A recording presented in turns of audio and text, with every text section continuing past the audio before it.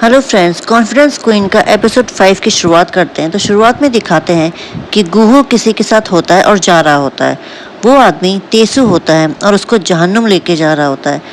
फिर हमें दिखाते हैं कि वो उसको जैसे ही मारने वाला होता है तो यहाँ गुहू चिल्लाने लगता है, पर वो हॉस्पिटल में एक बुरा सपना देख रहा होता है। उससे मिलने जेम्स और यिरेंग आते हैं। वहाँ उनको एक बच्ची दिखती है जिसका नाम हान जे हीन होता है, और ये कैरेक्टर आज के एपिसोड में इम्पोर्टेंट कैरेक्टर है, तो लास्ट तक बने रहें। वो यिरेंग के सामने उसका मजाक बनाने लग जाती है उसके नाम को लेकर कि वो अकेले रहती है तभी उसका नाम ऐसा होगा।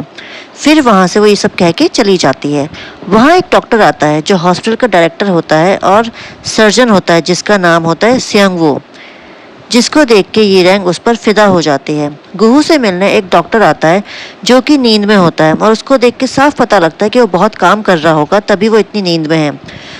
वो सर्जन गुहू से पूछता है उसके हालचाल के बारे में, और यहाँ पे दिखाते हैं कि स्योंगवू डॉक्टर जो होता है वो हांजे के पास आता है और उसको देखकर यिरेंग उसको ऑब्जर्व कर रही होती है कि वो कैसे बात कर रहा है। वो हांजे के पास जाती है और कहती है कि उस डॉक्टर ने तुम्हारे सर को छुआ तो तुम्हें बुरा नहीं लगा। तो इस मैटर में दोनों बात कर रहे होते हैं कि कोई किसी को बिना परमिशन के कैसे टच कर सकता है। यहाँ यिरेंग देखती है कि हांजे को दिल की बीमारी है, तो शायद उसकी सर्जरी हो सकती है। रात को गुहू अपने बेड से उठ के बाहर जाता है पानी पीने, और उसको अकेले में हांजे रोती हुई दिखती है, जिसको देख के वापस अपने बेड पे चला जाता है और फ़ोन में उसकी कंडीशन के बारे में गूगल करता है कि उसको दिल की कौन सी प्रॉब्लम है और कैसी सर्जरी हो सकती है। नेक्स्ट डिस्चार्ज का दिखाते हैं जहां हांजे को वो टेडी बियर देता है और कह के चला जाता है। हांजे उससे प्रॉमिस लेती है कि वो जब उसकी सर्जरी होगी तो उससे ज़रूर मिलने आए। यहाँ पे वो उसको ऑल द बेस्ट कह के चला जाता है। घर पे जेम्स गुहू की ड्रेसिंग कर रहा होता है, तो वहाँ यिरेंग आके उसकी ड्रेसिंग करती है, जिसमें वो कहते हैं कि तुम तो डॉक्टर जैसे कर रही हो। तो वो कहती है कि हाँ, मैंने मेडिकल डिग्री ली है टेक्सास से। जिसको सुन के जेम्स शॉक्ड हो जाता है और कहता है कि तुमने तो क्रिमिनल साइकोलॉजी में मास्टर्स की है। तो यिरेंग कहती है कि मेरा नाम यिरेंग है और मैंने बहुत कुछ किया जो तुम्हें पता भी नहीं है। गुहू को यिरेंग पूछती है कि अब वो हॉस्पिटल कब जाएगा, जिसमें जेम्स कहता है क्यों, तुम्हें वो बच्ची से मिलना है? क्योंकि उसको देख के मुझे तुम्हारी याद आ गई, तुम कैसी थी। जिसमें वो यिरेंग को रोक देती है बोलते ही, और यहाँ शो होता है कि वो गुहू को नहीं बताना चाहते कि यिरेंग और जेम्स एक दूसरे को बहुत पहले से ही जानते हैं, जैसे कि हमें एपिसोड में दिखा दिया गया था एपिसोड 2 में कि जेम्स ने ही यिरेंग को बचपन में बचाया था जब वो किडनैप हुई थी। गुहू हॉस्पिटल जाता है पर उसको जेही नहीं मिलती। जेम्स और यिरेंग यहाँ देखते हैं कि बाहर जेही की माँ प्रोटेस्ट कर रही होती है कि हॉस्पिटल वाले उसके ऑपरेशन करें। यहाँ गुहू सुन लेता है कि डॉक्टर्स ग्वानसिक और सेंगवो डिस्कस कर रहे होते हैं कि वो ऑपरेट नहीं करेंगे क्योंकि चेयरमैन ने मना कर दिया है। सेंगवो को जूनियर डॉक्टर कहता है कि अगर किसी को पता लगा कि ये घोस्ट सर्जरी थी तो सबका करियर खत्म हो जाएगा। घोस्ट सर्जरी का मतलब होता है जब पेशेंट को नहीं पता होता कि असली सर्जन कौन है और दूसरा सर्जन सर्जरी कर रहा होता है। ये काइंड ऑफ इलीगल प्रैक्टिस है हॉस्पिटल्स की। गुहू ग्वानसिक को रोकता है और यहाँ यिरेंग जेम्स को बताती है कि उसकी सर्जरी सही से नहीं हो रही है क्योंकि हेजे के लेग्स में निशान थे जो कि नहीं होने चाहिए थे। गुहू यहाँ आके बताता है कि वो सर्जरी नहीं करेंगे और वो ग्वानसिक को पकड़ते हैं, और वो उनको सब बताता है कि कैसे एक हफ्ते पहले उसको बैक टू बैक सर्जरीज दे दी गई थी वीआईपी पेशेंट्स की, और फिर इस बच्ची की सर्जरी का भी केस उसको मिल गया। सर्जरी के टाइम स्वेंगवू असली डॉक्टर नहीं है, वो बस दिखाते हैं। स्वेंगवू तो सिर्फ एक पढ़ाई कर रहा लगा था और उसको यहाँ सर्जन बना दिया क्योंकि ये हॉस्पिटल उसके पापा का है। सारी सर्जरी ग्वानसिक करता है और क्रेडिट स्वेंगवू को ले लिया देता है। बैक टू बैक सर्जरी की वजह से ग्वानसिक ने गलत कर दिया था। ग्वानसिक अपना कॉलेज का टॉपर था और उसके पापा के ऊपर बहुत ज़्यादा कर्ज था उसकी पढ़ाई को लेकर, जिसको हॉस्पिटल ने चुकता किया और उन्होंने ही उसको नौकरी दी और उसका घर बनवाया और सब कुछ किया, जिसकी वजह से वो उनका सारे के सारे घोस्ट सर्जरी करता है क्योंकि वो उसका करियर बर्बाद कर सकते हैं। जेम्स कहता है कि इस पूरे सीन में विलन एक ही है, वो है हॉस्पिटल की चेयरमैन ली सोमनी जो कि सेंगवू की माँ है। हमें चेयरमैन ली को दिखाते हैं जो कि हांजे की माँ से कहती है कि सर्जरी जल्दी हो जाएगी, तुम चिंता मत करो, और यह कह के चली जाती है। यहाँ ये साफ दिखता है कि वो झूठ बोल रही है।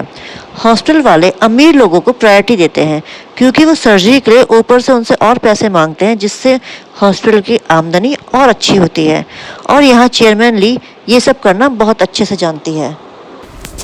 ग्वानसी को स्वयंवू चेयरमैन ली से मिलने आते हैं हीजे की सर्जरी के लिए, जिसके लिए वो उसको डायरेक्ट मना कर देती है। वो ग्वानसिक को मना करती है कि ऐसी सर्जरी नहीं करनी जहाँ से पैसा ना आए, और वो ग्वानसिक को बहुत धुतकारती है कि तुम बहुत गरीब हो, ऐसे करके उसको बहुत सुनाती है कि सर्जरी हमारे लिए वही इम्पोर्टेंट होनी चाहिए जहाँ से हमारे को पैसा आए। और यहाँ पे पूरा ये दिखाया जाता है कि वो सारे हॉस्पिटल को और अपने बेटे को भी कंट्रोल में रखती है, और वही मेन विलन है। यीरेंग कहती कि इस मिशन का नाम आई एंड टूथ होगा, क्योंकि अब मैं उसको हीजे की तरह फील करवाऊंगी कि दर्द क्या होता है।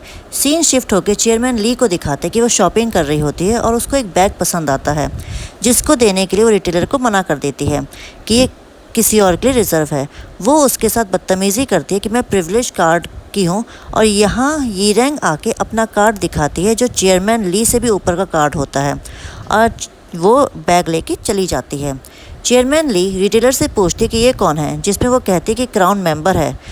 नीचे गुहू को दिखाते हैं जो कि सैंपल परफ्यूम दे रहा होता है, और उसने चेयरमैन ली के लिए एलर्जिक वाला परफ्यूम डाला स्प्रे किया होता है, जिससे उसको बहुत सारी छींकें आएंगी। नीचे पार्किंग में चेयरमैन ली को यीरेंग मिलती है। उसको कहती है कि तुम बहुत अजीब तरीके से खड़ी हो। वो उसका हाथ लेके उसको चेक करके बोलती है कि तुम्हारे शोल्डर में पेन भी बहुत है और तुम्हारा रंग भी बहुत बैठा हुआ है, तो अपने आप को किसी हार्ट सर्जन को दिखाओ। चेयरमैन ली अपना हाथ झटका के बोलती है कि तुम क्या बकवास कर रहे हो, वहाँ खांसने लग जाती है। यहाँ यीरेंग ये सब कह के चली जाती है, और स्वयंवू चेयरमैन ली को फ़ोन करके बताता है कि ग्वानसिक आज हॉस्पिटल नहीं आया है।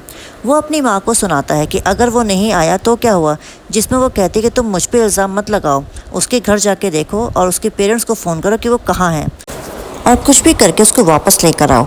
हॉस्पिटल में दिखाते हैं कि यीरेंग जेही को देखने आती है, और उसको फ्लैशबैक में याद आता है कि जब वो किडनैप हुई थी तो क्या क्या हुआ था, और वो बेड पे हेजे की जगह अपने आप को देखने लगती है। फिर हमें दिखाते हैं कि हेजे को हेलीकॉप्टर से कहीं और शिफ्ट कर रहे हैं, और यहाँ जेम्स को यीरेंग तैयार करती है।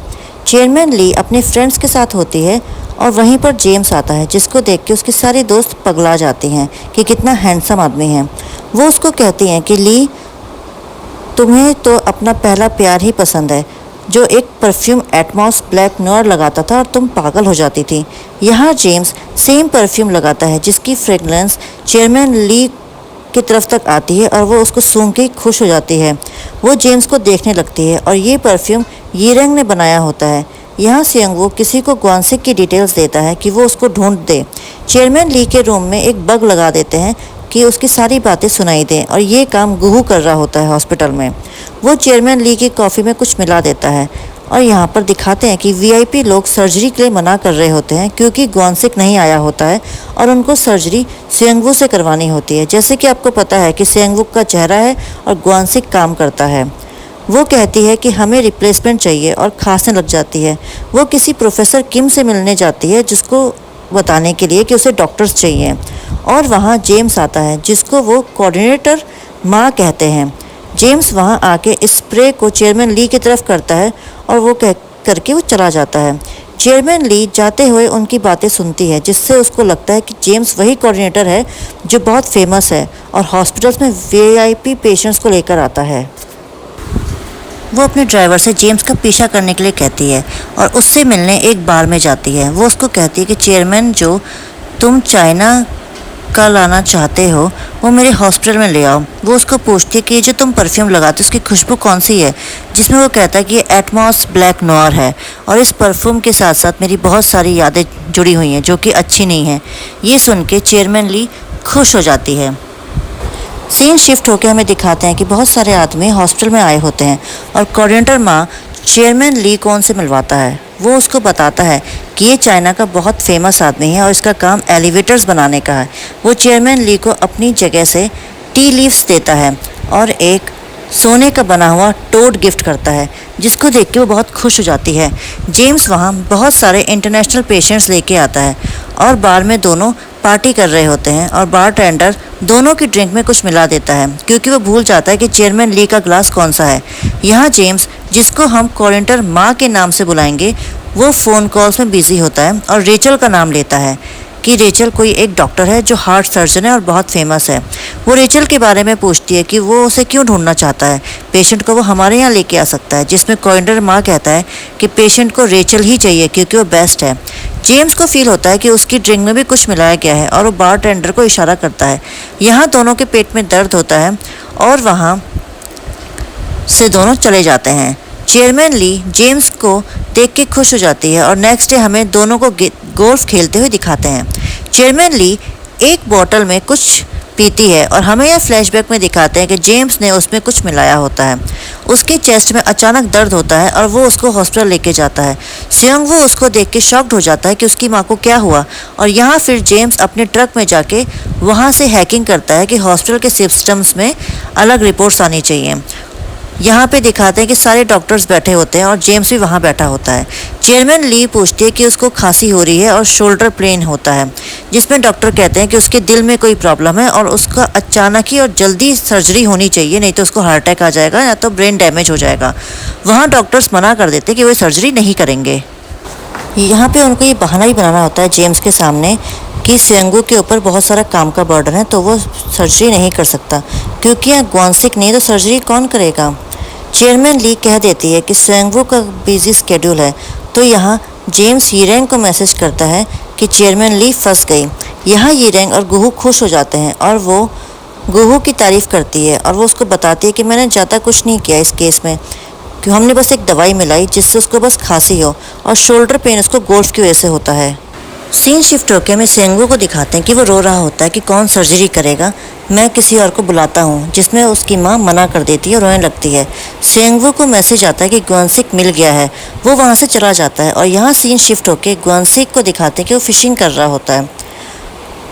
सेंगू उसके पास जाके कहता है पर वो मना कर देता है सर्जरी के लिए कि अब अगर उसने कुछ गलत कर दिया तो क्या होगा। यहाँ सेंगू उससे रिक्वेस्ट करता है जिसमें वो उसको मना कर देता है और अपना टूटा हुआ हाथ दिखाता है कि अब से वो डॉक्टर नहीं है क्योंकि उसने अपना करियर खुद ही खराब कर दिया है। यहाँ चेयरमैन ली खांसी कर रही होती है और सीन शिफ्ट होकर हमें दिखाते हैं कि वो दोनों गाड़ी में होते हैं और वो कोऑर्डिनेटर माँ के साथ होती है। वो उसको रेचल के बारे में पूछती है, जिसमें वो बताता है कि वो बस वीआईपी क्लाइंट्स देखती है और किसी हॉस्पिटल में जॉब नहीं करती, वो एक फ्रीलांसर है। कोऑर्डिनेटर माँ से वो कहती है कि रेचल को बुला दो मेरे लिए, जिसमें वो कहता है कि तुम्हारा बेटा तो बहुत बड़ा सर्जन है, पर मैं समझ सकता हूँ कि कोई अपनी माँ को कैसे ऑपरेट कर सकता है। ये सुन के चेयरमैन ली खुश हो जाती है कि ये बहाना तो मेरे दिमाग में आया ही नहीं।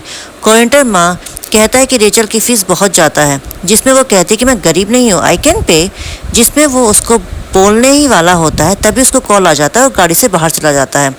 यहाँ वो कोऑर्डिनेटर माँ की डायरी उठाती है जिससे वो उसको रेचल का नंबर मिल जाए, पर वो उसमें एक फ़ोटो देखती जो यीरेंग की होती है और वहाँ उसको कोऑर्डिनेटर माँ को बताती है कि मैंने ये औरत कहीं देखी है।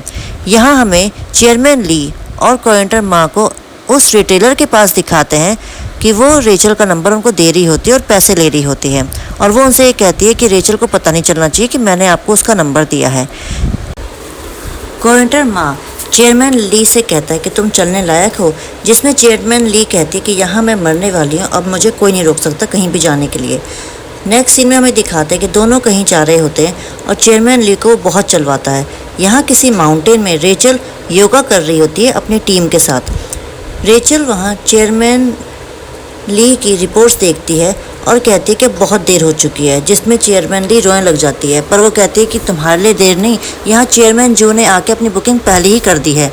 गुहू यहाँ फेलो डॉक्टर बना होता है और वहाँ आके चेयरमैन ली के सामने केस डिस्कस करता है कि अगर बहुत ज़्यादा देर हो गई तो ब्रेन डैमेज भी हो सकता है। यहाँ चेयरमैन ली इमेजिन करती है कि अगर उसको ब्रेन डैमेज हो गया तो वो कैसा कंडीशन में रहेगी। वो रेचल के सामने बहुत रिक्वेस्ट करती है कि रेचल उसका केस ले ले, तो रेचल गुहू से पूछती है कि चेयरमैन जू के फ़ीस आ गई है, तो वो कहता है कि हाँ वो $2 मिलियन 3 बजे तक भेज देंगे। ये सुन के चेयरमैन ली सोचती है कि एक सर्जरी का $2 मिलियन ले रही तो मेरा क्या ही लेगी। तो रेचल कहती है कि मैं अब नहीं ले सकती हूँ आपका केस, तो वहाँ से जाने लगती है। जैसे ही वो जाने वाले होते हैं तो चेयरमैन ली चिल्ला के बोलती है कि मैं $2.5 मिलियन देने के लिए तैयार हूँ। और ये सुन के रेचल यानी कि यीरेंग और गुहू खुश हो जाते हैं। फिर हमें नेक्स्ट सीन में दिखाते हैं कि वो दोनों अपनी टीम को लेके हॉस्पिटल में होते हैं और यहीं पर एपिसोड 5 ख़त्म हो जाता है। सो के ड्रामा लवर्स, अगर आपको ये हिंदी एक्सप्लेनेशन अच्छा लगा हो तो प्लीज़ वीडियो को लाइक करें, कमेंट करना ना भूलें। साथ ही साथ अगर आप न्यू सब्सक्राइबर हैं तो चैनल को सब्सक्राइब करना ना भूलें। तब तक के लिए स्टे ट्यून, बाय बाय।